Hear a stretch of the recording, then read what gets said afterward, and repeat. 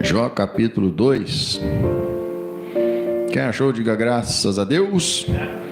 Vocês se lembram direitinho do capítulo 1, semana passada? O que aconteceu com Jó, e a Bíblia fala: em tudo isso Jó não pecou com seus lábios, com sua boca, e nem atribuiu culpa alguma a Deus. E deixou Satanás de boca aberta, porque Satanás tinha certeza que ele ia blasfemar do Senhor, pois tirou-lhe tudo, bens materiais, filhos, filhas, genros e noras, E Jó, qual que foi a atitude de Jó? Adorou ao Senhor. É esse nível de maturidade que nós devemos ter, irmãos, porque o infortúnio vem de repente, sim ou não? O imprevisto, por isso que chama imprevisto, que não se prevê, vem de repente, não é? As coisas vêm sem avisar. Então, se nós não estivermos com uma maturidade suficiente para saber receber notícias desagradáveis, não é verdade?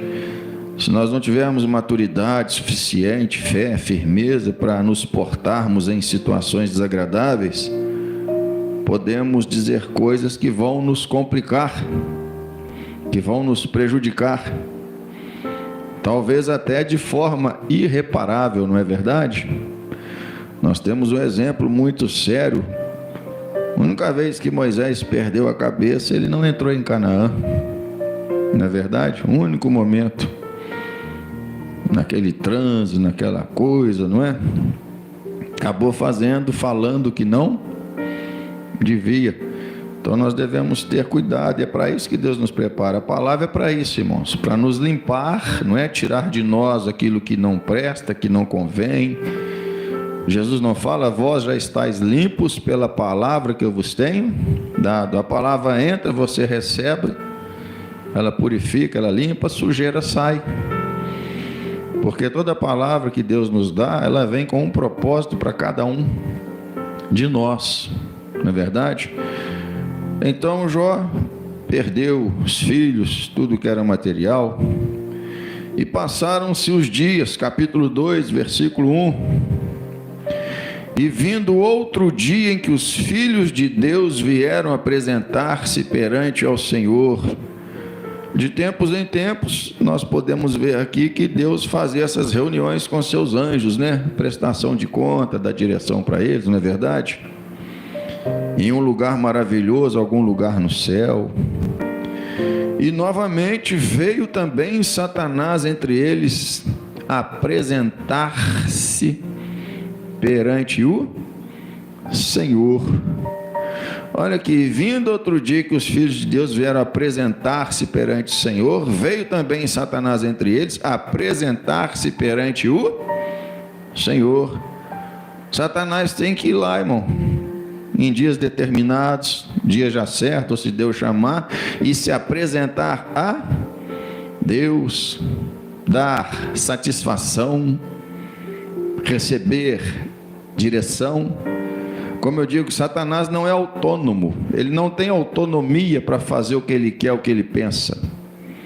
Ele só pode fazer aquilo que Deus diz que ele pode fazer, e quando ele pode fazer, da forma que ele pode, até onde ele pode fazer. Ele tem que ir lá e se apresentar e adorar. Mas os demônios adoram, não é verdade? O endemoniado gadareno, aquela legião, não veio, não caiu aos pés de Jesus e adorou? Não é verdade? E não reconheceu como filho do Altíssimo? Veio entre eles apresentar-se perante o Senhor. E Deus fez a mesma pergunta da que fez na reunião anterior. Então o Senhor disse a Satanás: de onde vens? E respondeu o Senhor, Satanás ao Senhor, e disse: de rodear a terra e passear por ela. Depois do que fez com Jó, ele continuou a sua rotina de rodear a terra, passear por ela, procurando quem lhe desse causa provável, como aprendemos no domingo anterior, não é? Buscando a quem possa tragar, absorver para ele, não é verdade? Trazer para ele, tirar da vereda da justiça, do caminho santo. E disse o Senhor a Satanás: observaste o meu servo Jó? O Senhor falou: ainda não está satisfeito com o que fez com o meu servo Jó, não é? É claro que não, ele não estava interessado nas coisas que ele tirou de Jó. Ele queria que Jó pecasse contra o Senhor e perdesse a sua alma. O interesse dele é a alma. Satanás está interessado na minha e na sua alma. Então ele, passeando e rodeando, ele estuda nossas fraquezas, ele vê coisas, não é? Por isso que não devemos ser apegados a nada nessa vida, porque é isso que ele vai usar contra nós. Por isso que temos que pedir a Jesus força para nos ajudar onde somos fracos e trabalhar nas áreas de nossas vidas que nós somos fracos, onde Ele vê que nós temos uma inclinação fácil para sair, vamos dizer assim, né? Sair da direção divina, sair do Espírito, né? Deixar a orientação do Espírito Santo de lado e responder à carne, à natureza carnal. Por isso devemos estar sempre o quê? Preparados. E para nos preparar é só palavra, irmãos. Oração, vida com Deus, não é? Então ele não alcançou o objetivo dele. O objetivo dele era Jó. Ele usou tudo aquilo para conseguir arrebatar a alma de Jó. Observaste meu servo Jó? Porque ninguém é na terra semelhante a ele, homem sincero e reto, temente a Deus, desviando-se do mal. As mesmas 4 características que Deus mencionou no capítulo 1. Só que agora Deus acrescenta mais uma. Olha aí, ó. E que ainda retém a sua sinceridade. Jó ganhou com tudo isso que passou mais um elogio de Deus. E será que não vale a pena, igreja? Claro que vale, né? Quando o resultado de passarmos por uma adversidade, uma dificuldade, uma crise, não é uma necessidade, o resultado é receber o elogio de Deus. Isso é muito bom, irmãos. Significa que provados, fomos aprovados por Deus e recebemos um elogio, não uma repreensão, não é verdade? Então, e ainda retém a sua sinceridade. Olha o que Deus diz: havendo-me tu incitado contra ele para o consumir sem causa. Deus fala: mesmo você me incitando, me colocando contra ele, para o consumir sem causa. Então aqui, meu filho, nós podemos ver uma coisa. Às vezes as pessoas ficam se perguntando, como 3 amigos de Jó ficaram ali dizendo que o motivo era isso, o motivo era aquilo, o motivo era aquilo outro. Mas a Bíblia deixa bem claro: não tinha, diante de Deus não tinha causa provável, não é verdade? Mas Deus permitiu, porque Deus tinha um propósito. E hoje, mais uma vez, nós vamos ver o propósito. Tudo que Deus faz tem um propósito, filho. Você é obediente, você é fiel a Deus na palavra, fiel à casa do Senhor, fiel em tudo a Deus. E de repente se vê numa situação difícil, não quer dizer que é castigo e maldade. Deus tem um propósito para isso, filho. E depois que passar, você vai entender qual é o propósito. Você vai olhar para você e com certeza vai ver algo diferente, vai sentir algo diferente em você. É assim ou não é, irmãos? Tudo que Deus faz tem um propósito. Mas Deus o consumiu, foi Deus que fez tudo isso com ele. Olha, irmãos, nós devemos olhar pelo ponto de vista que nada pode ser feito sem a vontade de Deus ou sem a permissão de Deus. Então, no final das contas, tudo é Deus, irmãos. Porque se não for vontade, se não for permissão, se não tiver um motivo para Deus, nada acontece. Ninguém faz nada. Nem o diabo faz nada. É a soberania de Deus, que ninguém faz as coisas fora da vontade de Deus, e os que fazem pagam um preço muito alto, não é verdade? Então, para o consumir sem causa, por quê? Nós vemos que caiu o fogo do céu da parte de Deus, e o poder que Satanás usou foi um poder concedido a ele por quem? Por Deus, quando ainda era um querubim ungido. Deus lhe deu grande poder. Por que Deus não tirou o poder dele quando ele caiu? Para quê, irmãos? Deus não é ameaçado por ninguém. Deus é o Todo-Poderoso. Tem anjos poderosos, principados poderosos, arcanjos poderosos, mas Deus é o Todo-Poderoso. E todos esses seres usam o poder dado por Deus, que Deus controla, Deus limita, Deus pode tirar ou aumentar. Deus nos deu poder, sim ou não? No nome de Jesus. Não é verdade? Jesus não fala que no nome dele podemos muitas coisas? Não é verdade? Que tudo que pedirmos no nome dele, orando e crendo, vai acontecer? Não é verdade? Então Deus é o Todo-Poderoso, Deus é o poder. E no final das contas, tudo é o Altíssimo. Então Satanás respondeu ao Senhor e disse: pele por pele. Deixa eu tocar na pele, deixa eu tocar nele. Porque a primeira vez Deus falou: tudo que ele tem está em tuas mãos, só não toque nele. Aí vem Satanás então com mais uma tentativa. Ele não desiste, irmão, né? Pele por pele, tudo quanto o homem tem dará pela sua vida. Estende, porém, a tua mão e toca-lhe nos ossos e na carne, e verás se não blasfema de ti na tua face. Coloca uma enfermidade nele. Olha o que o diabo fala: nos ossos e na carne. Olha, não é verdade? Em todo o corpo. E vai ver se ele não blasfema de ti na tua face.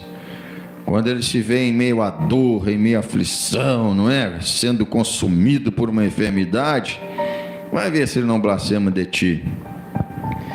E disse o Senhor a Satanás: eis que ele está na tua mão. Poupa, porém, a sua vida. O diabo tem poder de tirar vida, irmãos. Não é? Quando a pessoa ultrapassa a linha de tolerância, misericórdia de Deus, Deus deixa que a pessoa tira-lhes a vida. Não é verdade? Só poupa, porém, a sua vida. No capítulo 1, Deus falou: tudo que ele tem está em tuas mãos, só não toca nele. Satanás saiu, os dias passaram, não é verdade? E chegando um dia, não é? Em que os filhos de Jó deram causa provável a ele, ele veio e usou a permissão que Deus deu para tocar em tudo que era de Jó, inclusive os filhos que eram dele, as filhas que eram dele, os genros que eram dele, as noras que eram dele e os netos. Mas aqui era tocar em Jó. Então saiu Satanás da presença do Senhor e feriu Jó de imediato. Ele já saiu da presença do Senhor, foi até Jó e o feriu com uma enfermidade terrível, não é? Feriu a Jó de uma chaga maligna, desde a planta do pé até o alto da cabeça. E você tem que ver que é dos ossos. Às vezes nós pensamos só nas feridas expostas, né? Mas estava enfermo desde a medula, os órgãos, a musculatura, que não se via, os ossos, tudo doendo, tudo ferido. Não era só externo, não é verdade? E Jó, tomando um pedaço de telha para raspar com ele as feridas, assentou-se no meio da cinza. Olha aí, estava de luto pela perda que teve, né? Dias anteriores, semanas ou meses, né? Pode ser que passou-se semanas, meses depois do capítulo 1, irmãos. Nós não devemos ler um capítulo e ler o segundo capítulo como se fosse tudo subsequente, um dia após o outro, um momento após o outro. Não. Pode ser que sim, mas pode ser que não. Não é verdade? Então ainda estava de luto pelas perdas que teve, e vem Satanás e agrava ainda mais as coisas, não é? Então sua mulher lhe disse... Às vezes a pessoa fala que essa mulher é do diabo, às vezes a gente fala que é do diabo, mas quem pode dizer que é? Às vezes é só um momento de fraqueza, cada um tem uma estrutura, sim ou não? Por isso que você tem que se estruturar na palavra, filho. Porque se você não estiver estruturado na palavra, firmado na rocha, uma hora dessa vai agir como uma louca, como essa mulher agiu. Vai falar uma besteira imensa dessa. Vai proferir palavras terríveis que não deveriam sair da sua boca. Por isso que tem que estar sempre o quê? Preparado. Estruturado na palavra. Não é verdade? Firmado na palavra. Certo da fé que você guarda no coração, do caráter do Deus que você serve, em que nada nunca sai do controle dele, que ele está de olho em você, te observando você e a mim, nossa reação, nossa ação, nossa atitude. Eu acho que eu posso dizer que a nossa vida se define nesses momentos, irmãos. Não é verdade? Porque nesse momento está o Satanás tentando para nós cairmos e pecarmos, e Deus esperando a nossa boa atitude, boa reação, para nos abençoar, nos fazer crescer e nos conservar abençoado. Em momentos difíceis que tudo se define, irmão. Em momentos difíceis a pessoa se porta bem, agrada a Deus. Em momentos difíceis outras pessoas se portam mal, desagrada a Deus e traz mais sofrimento para a sua vida, para a sua casa, para aqueles que ainda dependem de você. Não é verdade?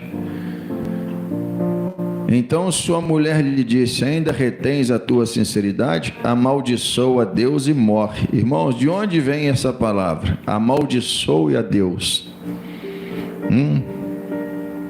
Como alguém dá um conselho desse? E morre. Amaldiçoe a Deus, nenhum temor a Deus e morre, nenhum desejo de ter o marido de volta. Aí você fala: poxa, que mulher é essa? Bem? Que não só quer apressar a morte do marido, mas quer vê-lo no inferno. Porque morrer depois de amaldiçoar a Deus, amaldiçoar, xingar, pecar, blasfemar de Deus, e morre, vai para o inferno. Que mulher é essa que não crê na cura? Que não crê no sobrenatural? Que dias melhores virão? Que é só uma noite, filho.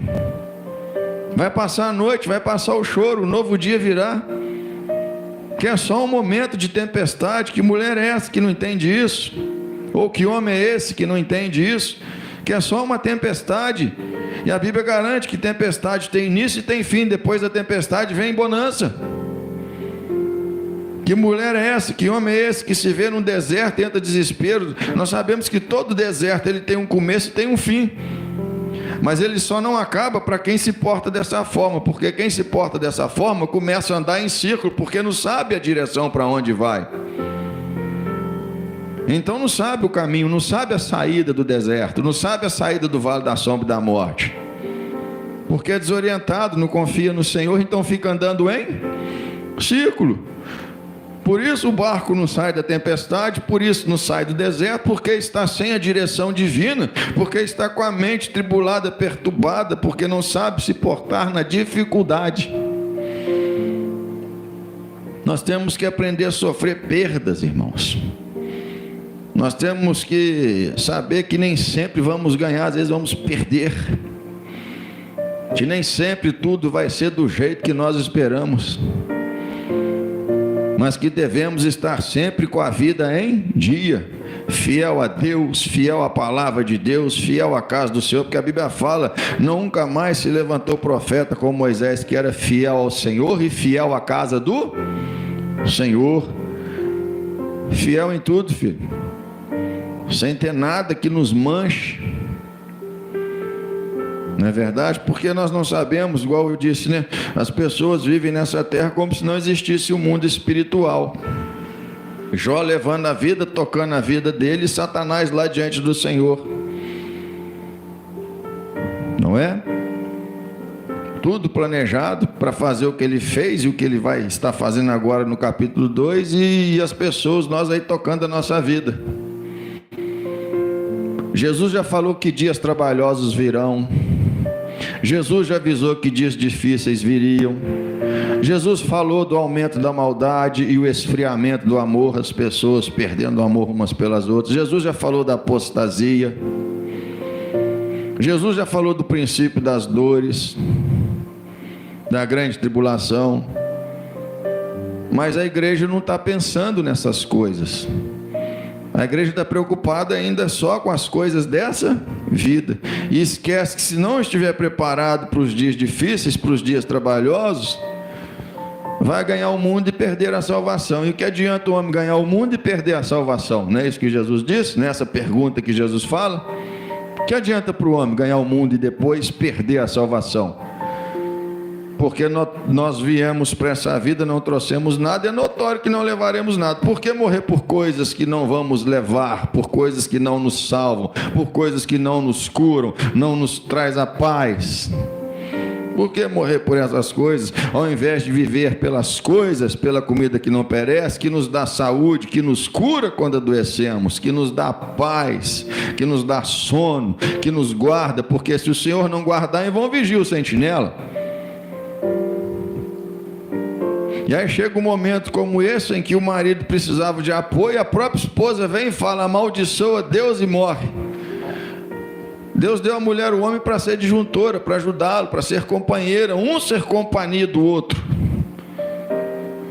Não é verdade, irmãos? Aí vem a mulher e fala, amaldiçoa Deus e morre. Se a minha própria esposa não teme a Deus e está dizendo para amaldiçoar a Deus e quer que eu morra, o que eu vou esperar dessa vida então? Se meu próprio marido, o que eu vou esperar dessa vida? Não é verdade? Amaldiçoa Deus e morre. Para você ver uma pessoa que não crê em um Deus que restaura e restitui, e até 2 vezes, como fez com Jó, faz tudo novo, devolve a saúde, devolve a prosperidade. Não é verdade? Amaldiçoa Deus e morre. Mas ele disse, como fala qualquer doida, o Jó falou, você não está bem. Seu emocional, seu psicológico. Nem vou falar de fé, porque se tivesse um pouco de fé aí, você tinha o temor do Senhor, não falaria coisa dessa. Você está parecendo uma doida, uma louca. Porque para dizer para eu amaldiçoar a Deus, para que eu morra, você desejar minha morte, tudo bem, mas você amaldiçoar Deus, o Todo-Poderoso, você se levantar contra mim, tudo bem, mas se levantar contra Deus, o seu problema é sério, mulher, o seu problema é sério, homem, não é? Como fala qualquer doida, assim falas tu. Receberemos o bem de Deus e não receberíamos o mal? Então, glória a Deus só quando tudo está bem? As coisas complicaram um pouquinho, o semblante já fecha, não é? E já entra murmuração, e a Bíblia fala, né? Não faça nada com murmuração. Em tudo dai graças, na dificuldade, na luta, no ganho, na perda, em tudo dai graças, e não faça nada com murmuração. Os hebreus murmuraram 10 vezes, 9 vezes Deus deixou passar, na 10ª Deus fala, essas 10 vezes que vocês murmuraram contra mim, reclamaram, resmungaram. Fazer as coisas murmurando é dizer, não estou satisfeito com isso, não gosto de fazer isso, não gosto disso. Uma hora Deus vai tirar, filho. Aí você não vai ter com o que murmurar, mas vai ter com o que lamentar. Poxa vida, agora, como é que eu faço sem isso? Mas você ficava murmurando, resolve. Você está entendendo? Meu povo foi destruído por falta de conhecimento. Nós temos que ter um entendimento certo das coisas. E não simplesmente sair abrindo a boca e dizendo coisas, sabendo que as palavras têm poder de vida e de morte. Jó precisava ouvir uma palavra: fica firme que Deus é fiel, vai dar tudo certo. Nós não precisamos de tanto jumento, de tanta mula. Deus vai te curar, Ele é o Senhor que sara, não é? E se piorar, estou aqui do seu lado. É isso que ele precisava ouvir. Aí numa hora dessa ele fala: estou sozinho nesse mundo, nem minha mulher está do meu lado, meus filhos morreram, minhas filhas, agora vem a mulher e quer que eu morra. Não tem nem herança para deixar para ela mais. Está vendo o nível de loucura que uma pessoa sem Cristo chega, que uma pessoa que esfria na fé chega? Vai só descendo. Em tudo isso não pecou Jó com os seus lábios. Palavra, poder de vida e de morte. Nós temos que saber o que falamos, igreja. Porque Jó era um homem de muita fé. Porque se é uma pessoa fraca na fé, uma pessoa com problema já de depressão, falar: se a minha mulher está falando que é para, vai lá e suicida, faz uma bobagem, e aí vai ter o sangue dessa pessoa nas mãos, não é verdade? E às vezes nós temos que prestar atenção, não é só no que falamos, mas no jeito que falamos, irmãos. Poder de vida e morte. A vida e a morte estão no poder da língua, a Bíblia fala. Então tem que ter cuidado com o que fala. Às vezes nós falamos demais, né, irmão? Como deveríamos ficar mais calados, esperar. Nós não somos obrigados a responder tudo que nos fala. Pelo contrário, a Bíblia orienta que até o tolo calado passa por sábio. A Bíblia fala que devemos ficar mais calados, pensar. Se eu tiver uma boa resposta, se eu tiver uma boa palavra, eu falo. Se eu não tiver, eu fico calado. É isso que nós temos que treinar. Tudo é treinamento, igreja. A Bíblia fala que é um exercício. A fé é um exercício. Assim como nós exercitamos o corpo, para que o corpo tenha saúde, nós temos que exercitar o corpo, porque o corpo é templo do Espírito Santo. Nós queremos viver muitos anos, mas não cuidamos do corpo para que ele consiga viver muitos anos. A Bíblia fala que temos que exercitar o corpo espiritual, a fé, e também exercitar o corpo físico, que é templo do Espírito Santo de Deus. Exercício, sim, cuidar bem de um e cuidar bem de outro, não é verdade? Maldiçoa Deus e morre. O único parente que restou, fala para ele amaldiçoar Deus e morrer. E aí? Posso contar com ninguém nessa vida mesmo, né?